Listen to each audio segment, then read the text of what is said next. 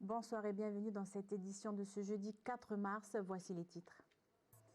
C'est un accord historique qui a été signé aujourd'hui pour l'usine du Sud, un accord qui met en valeur l'actionnariat calédonien, maîtrise locale de la ressource, préservation de l'environnement et enfin titre minier. Ce sont les trois grands volets de cet accord signé aujourd'hui à 16 h.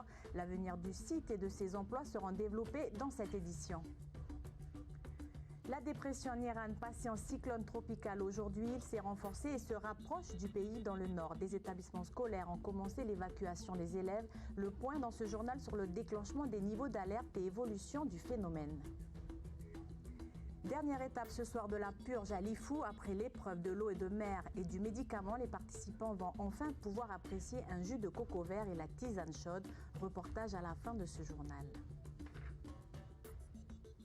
Je vous le disais en titre, un accord a été signé pour l'usine du Sud, un accord qui arrive après de longs mois de négociations et de tensions sur le terrain. C'est au Congrès de la Nouvelle-Calédonie aujourd'hui à 16 h que Roch Wamitan, président du Congrès, Sonia Backès, présidente de la province Sud, les représentants de l'ICAN, les collectifs USUP et du FLNKS se sont entendus sur l'avenir du site et de ses emplois.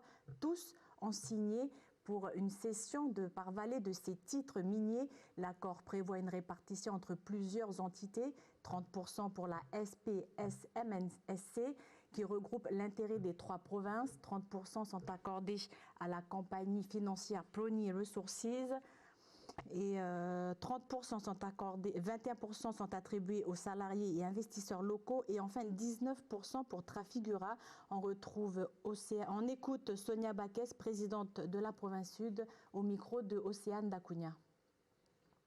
Et donc on a trouvé un accord entre Calédoniens avec l'idée de réfléchir un peu en dehors de notre cadre habituel en construisant un modèle qui finalement permet de maîtriser notre ressource, de la valoriser. Ça va être la première fois que les collectivités vont toucher directement de l'argent pour construire quelque chose pour les générations futures et puis qui protège l'environnement avec un partenariat industriel extraordinaire puisqu'on va avoir Tesla en Nouvelle-Calédonie qui est un modèle également en termes de développement environnemental. Les titres vont être détenus par une collectivité, par une société détenue par la collectivité et ensuite vont être loués. Et en fait l'idée c'est que justement cette location, finalement la richesse de la Nouvelle-Calédonie, ce tas de nickel que nous avons, eh bien, rapporte directement quelque chose à la collectivité. Et pourquoi à la collectivité? Pour construire quelque chose pour les générations futures. Tesla ne rentre pas au capital de l'entreprise. Tesla est simplement un partenaire industriel, un partenaire sur les questions environnementales. Et donc on a une construction dans laquelle il y a 51% d'actionnariat calédonien non diluable, constitué de la collectivité, des salariés et des populations locales, et puis le reste qui est constitué avec Trafigura et CFP. Je vous propose de retrouver Océane Dacunia en compagnie de Raphaël Mapou en direct du Congrès. Océane, bonsoir. Raphaël Mapou, bonsoir. Bonsoir, bonsoir tout le pays. Donc après plusieurs mois de blocage et de conflits, vous avez enfin signé un accord. Finalement, sur quoi vous êtes-vous mis d'accord? Vous savez, il y a toujours les positions de départ. Et les positions de départ, c'est quoi? C'est il faut un industriel qui soit capable de conduire un projet qui puisse répondre aux enjeux environnementaux et aux autres défis. Donc j'estime pour ma part que l'objectif a été atteint puisqu'aujourd'hui nous avons signé un projet qui nous place dans un processus de reconstruction de l'usine du Sud avec nous comme acteurs. Quand je dis nous, ce sont les populations, c'est l'ensemble des acteurs de l'usine, mais aussi l'autorité provinciale. Il y a une vision pays derrière toute cette démarche. Vous ne vouliez pas entendre parler de Trafigura. On a vu pendant des mois et des mois des banderoles, par exemple, avec Trafigura dehors. Aujourd'hui, Trafigura sera actionnaire à hauteur de 19%. Pourquoi avoir changé d'avis?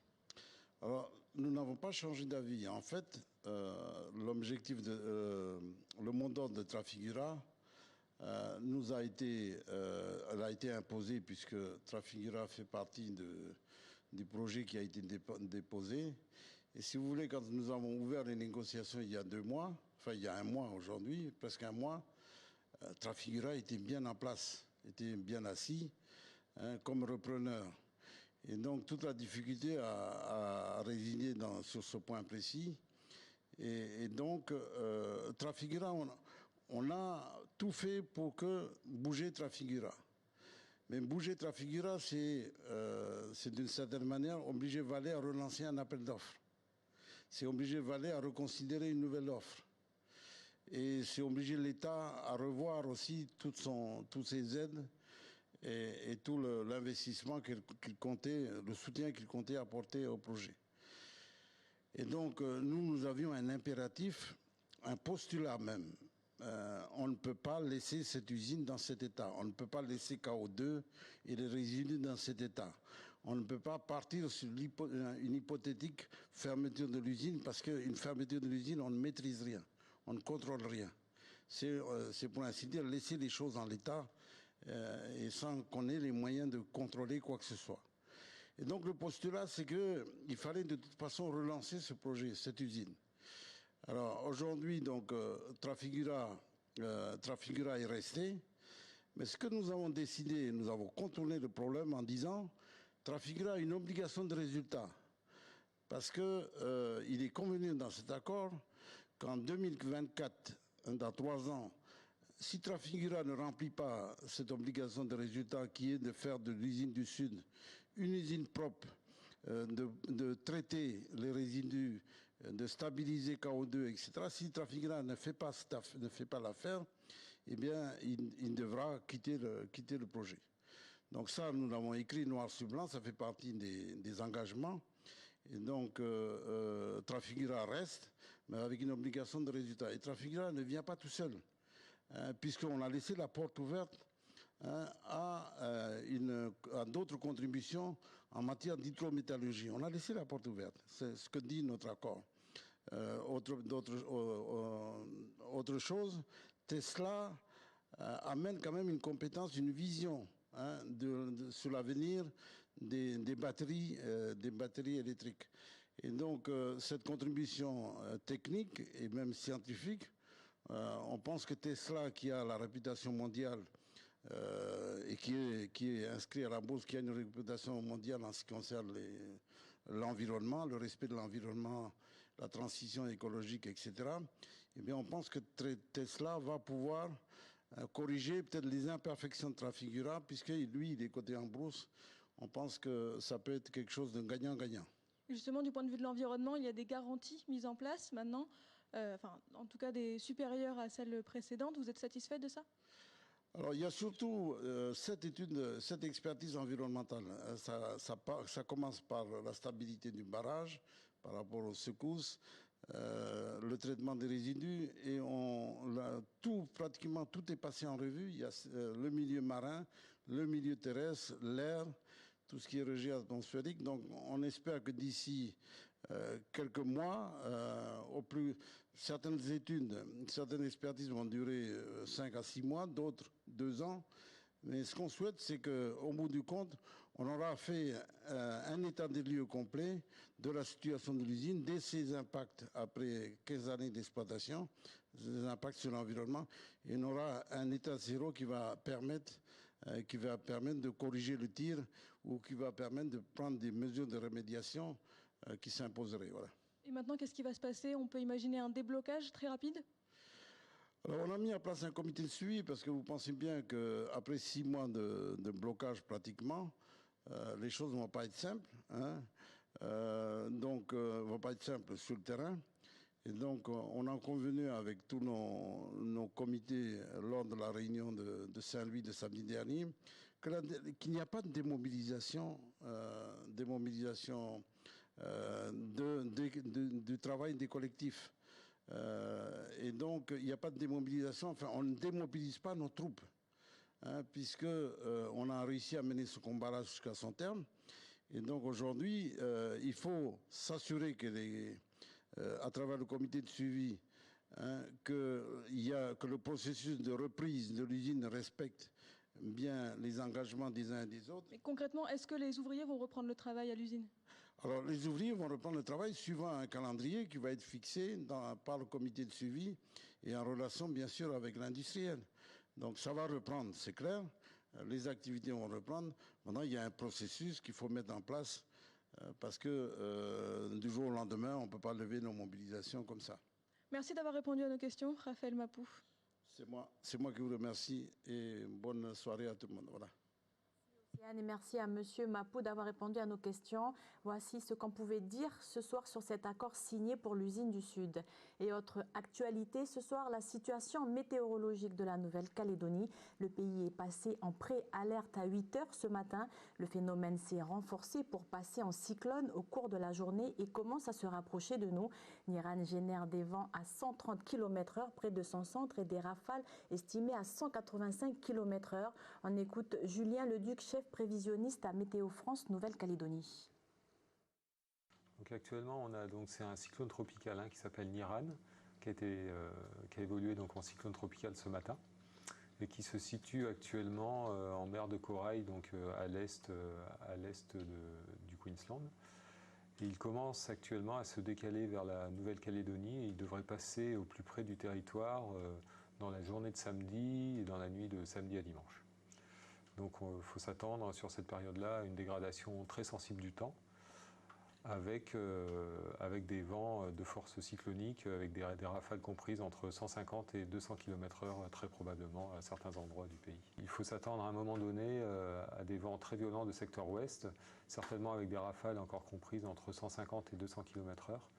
Donc il faut vraiment se préparer à ce vent très fort de secteur ouest déjà dès maintenant. Alors, la dégradation du temps sur le territoire est donc dépendante de la trajectoire du phénomène. Philippe Boama, responsable de la sécurité civile, est avec nous par téléphone ce soir. Philippe Boama, bonsoir. Bonsoir. Alors, à 11h, Niran se situe à 1680 km à l'ouest-nord-ouest de Belep. Alors, quelle est sa position actuellement? Donc, comme vous l'a rappelé, nos collègues de Météo France, donc là, à l'heure actuelle, ils sont encore assez loin du territoire. Ce que je peux vous dire, c'est que au cours de ces prochaines 24 heures, Niran bénéficiera des conditions favorables et va se renforcer et atteindre le stade de cyclone tropical intense. Attendre à un passage à l'alerte 1 demain ou dans les heures qui viennent? Donc, suite à notre réunion de cellules de crise qui a permis de décider sur l'ensemble des alertes du territoire, donc on peut ce soir annoncer que l'alerte 1 sera déclenchée sur l'ensemble du territoire demain à 20h. À 20h. Demain à 20h, déclenchement de l'alerte 1 pour l'ensemble du territoire, c'est bien ça? C'est ça, et donc l'alerte 2 est susceptible d'être déclenchée le samedi 6 mars à 6h pour la province Nord. Alors les Calédoniens se préparent à recevoir ce cyclone. Alors quelle est la fréquence des réunions des cellules de crise pour anticiper justement ce phénomène-là dans les prochaines heures? Donc effectivement, on est dépendant des prévisions météo, donc on est à peu près à 2 réunions par jour. Peu importe l'heure, de façon à anticiper rapidement le déclenchement de ces alertes. On a pu constater parfois un décalage entre niveau d'alerte et intensité du phénomène sur le territoire. Alors quels sont justement les critères pris en compte dans ce déclenchement des différents niveaux d'alerte? Donc il faut bien noter que les critères qui sont pris en compte et qui nous sont donnés par Météo France, donc c'est les forces du vent qui conditionnent les changements des alertes. Bien évidemment, nous, on met tout en place en concertation avec l'ensemble des acteurs pour qu'on puisse avoir un retour de l'ensemble des personnes qui concourent au déclenchement des alertes pour que derrière, on puisse avoir un niveau d'alerte qui correspond à l'intensité du phénomène. Donc un retour de terrain rapidement, que ce soit le niveau d'eau, les forces du vent, etc. Philippe Boama pour la sécurité civile, joint par téléphone. Merci d'avoir répondu à nos questions ce soir. Merci. Dans le nord, déjà des conséquences du cyclone. Aujourd'hui, à Koné, les écoles publiques de la commune resteront fermées demain toute la journée. Le lycée Michel Rocard de Pointe-Boute a lui aussi commencé à libérer des élèves depuis 17h et les autres le seront dès demain en fin de matinée. Le service de transport rail a lui aussi annoncé des modifications dans ses rotations demain vendredi. Et côté transport aérien, la compagnie Air Calédonie annonce par communiqué l'annulation de l'ensemble de ses vols prévus le samedi 6 mars. Voici ce que l'on pouvait dire ce soir concernant le cyclone Niran. Et on reste dans l'éducation. Enseigner l'histoire récente en classe, c'est un moment parfois délicat pour les enseignants de collège ou de lycée. Bien que les programmes d'histoire soient adaptés à la Nouvelle-Calédonie, certaines restent méconnues. Une situation à laquelle le vice-rectorat a souhaité y remédier. Explication avec Océane Dacunia. Enseigner l'histoire récente en classe, un moment parfois délicat pour les professeurs de collège ou de lycée. Les programmes d'histoire sont adaptés à la Nouvelle-Calédonie depuis des décennies. Pourtant, les connaissances des élèves semblent vagues. On a remarqué que la plupart de nos jeunes maintenant, ils ne connaissent pas l'histoire récente. Par exemple, l'histoire des événements, ils n'en ont pas parlé. Il y a un certain recul de la part des enseignants par rapport à ça. Il y en a qui ne veulent pas en parler parce qu'ils ne le connaissent pas, ils viennent de France. Et puis il y en a d'autres qui sont ici, ils ont peur. Un problème de longue date pour le vice-rectorat qui veut agir.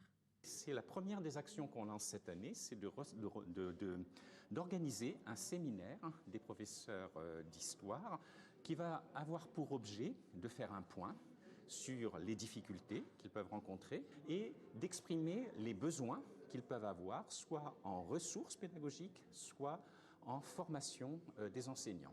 Deuxième élément qu'on a voulu aussi porter pour une plus grande participation des élèves, c'est d'organiser un concours.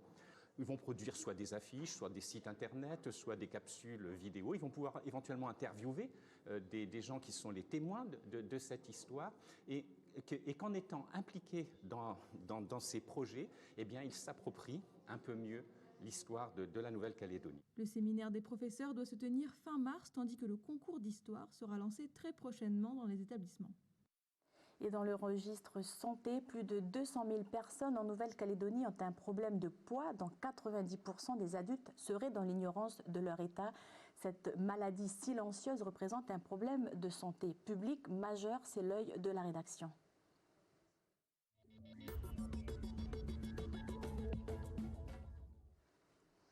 Pour marquer aujourd'hui cette journée mondiale contre l'obésité, nous avons suivi des éducateurs sportifs en formation à Bourail.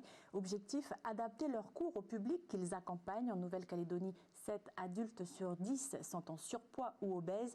Pour 4 enfants sur 10, Anissa Toussi. C'est 7 adultes sur 10 qui sont en surpoids ou obèses. Donc ça veut dire que notre référentiel de tous les jours, c'est plus de la moitié de la population qui est en surpoids ou obèse. Et dans ces 7 adultes sur 10, effectivement, il y en a 4 sur 10, c'est 38% qui sont obèses. Donc il y a plus d'obèses que de gens en surpoids.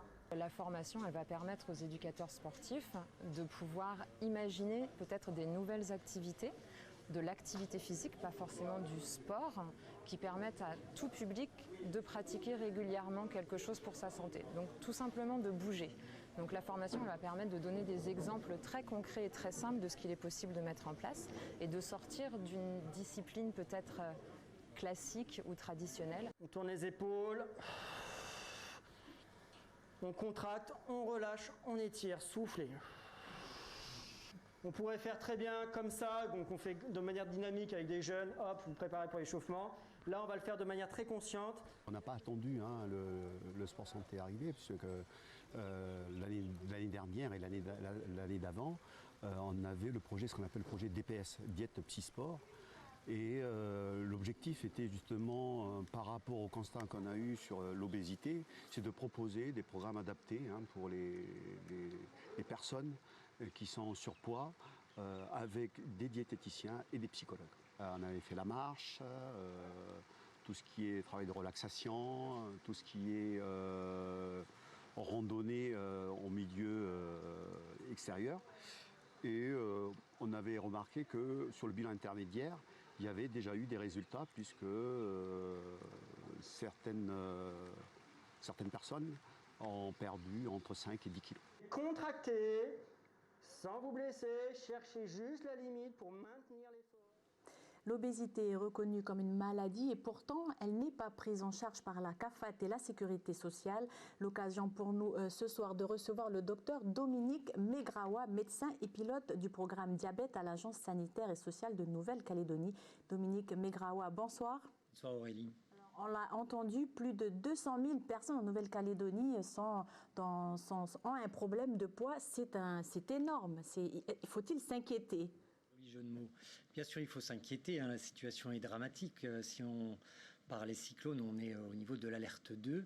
Une situation qui suit un peu celle du monde. Une épidémie en Calédonie qui explose littéralement pour une maladie qui pourtant n'est pas transmissible.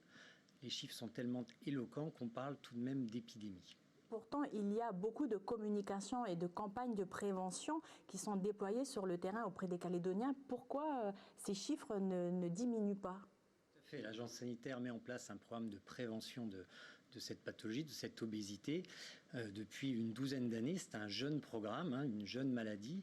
Et quand on parle prévention, eh bien, on parle en dizaines d'années. Donc pour avoir les premiers résultats, il va certainement falloir attendre 20 ans.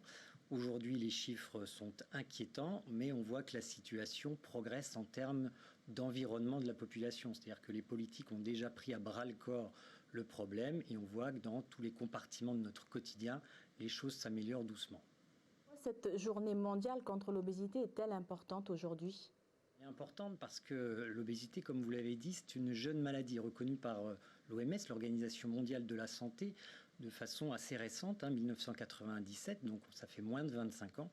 Et cette jeune maladie, elle n'est pas tellement connue finalement. Elle n'est pas tellement connue et pour autant elle est compliquée. Elle est multi-ethnique, multiculturelle, elle touche tous les pans de la société, quelle que soit son origine sociale, qu'on soit riche ou pauvre. Et elle est compliquée. C'est une pathologie compliquée avec des causes multiples. Au départ, une base, une fragilité génétique, mais la cause génétique de l'obésité, c'est seulement 5% des cas. À 95%, cette obésité, elle est due au mode de vie et à nos nouveaux modes de vie. Dominique Megrawa, médecin et pilote du programme diabète à l'Agence sanitaire et sociale. Merci d'avoir répondu à nos questions ce soir. Merci à vous. Et enfin, la dernière étape de la purge à Lifou. Après l'épreuve de l'eau de mer et du médicament, les participants voient enfin la fin du rituel. Ils vont pouvoir apprécier le jus de coco vert et terminer avec un bon bol de tisane. Un moment privilégié où la famille peut aussi partager des connaissances. Un reportage signé Henri Nailolo.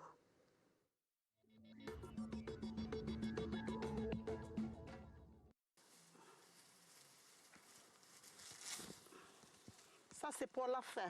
C'est-à-dire, il faut déjà commencer à préparer parce que là, bientôt,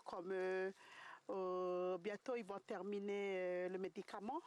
C'est pour ça que là, je commence à préparer déjà une marmite de tisane. Dès qu'ils ont fini, voilà, ils vont commencer par... normalement, il y a le coco vert. Mais s'il n'y a pas de coco vert, on peut faire direct avec la tisane.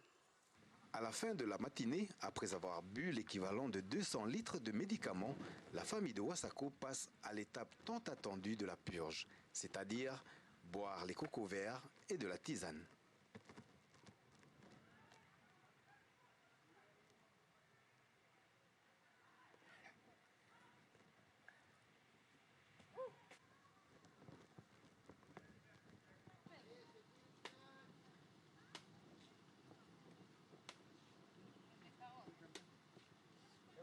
Oui, on boit toujours avec eux. C'est eux qui... Depuis que j'ai bu le médicament, c'est ici. Je bois toujours avec eux tous les années. Et puis c'est bon, c'est bien. Là, on est bien fatigué. Il vaut mieux prendre un peu de coco vert.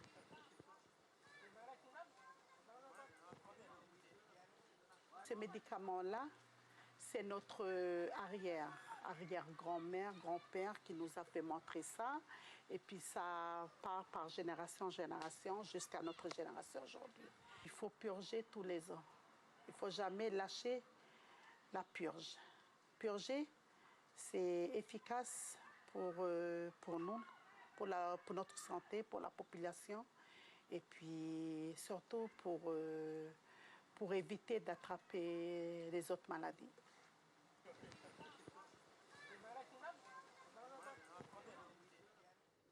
Et c'est ainsi que se referme cette édition. Merci de nous avoir choisis pour vous informer ce soir. Belle soirée à tous.